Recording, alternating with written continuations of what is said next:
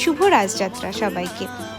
আজকে সকালটা শুরুতেই স্নান করে একদম ফ্রেশ হয়ে ফার্স্টেই আমাদের যে কটা মূর্তি রয়েছে, মানে এই যে লক্ষ্মীনারায়ণ, তারপরে রাধাকৃষ্ণ, আর তারপরে রয়েছে গোপু, আমাদের দুটো গোপু রয়েছে আর তার সাথে দুজন রাধারানী। তো সবাইকে সুন্দর করে একদম ধুয়ে মুছে স্নান করিয়ে একবারে নতুন বস্ত্র পরিয়েছিলাম। আর এই যে দেখছো জামাগুলো, এগুলো কিন্তু প্রত্যেকটাই বেনারসি কাপড়ের অরিজিনাল থেকে বানানো, আর আমার দিদির হাতে বানানো এগুলো। আর সবাইকে সুন্দর করে পদ্ম আর লাল গোলাপ দিয়ে সাজিয়েছিলাম। আমার বেশ লেগেছে এই কালারটা। আর এই জুয়েলারিগুলোও কিন্তু খুব ভালো মানিয়েছে, এগুলো একদম গোল্ড প্লেটেড অরিজিনাল। আর আজকে সকালে সুন্দর করে আমরা সিমইয়ের পায়েস আর লুচি বানিয়ে দিয়েছিলাম ঠাকুরকে। কোনোবার সেরমভাবে দেওয়া হয় না, কিন্তু এবার যেহেতু মূর্তি সবাই নতুন, তাই ভাবলাম সবাইকে সুন্দর করে সাজিয়ে দিই। আর ওই যে আমার রাধারানী আর গোপু, এই গোপু অনেক পুরনো।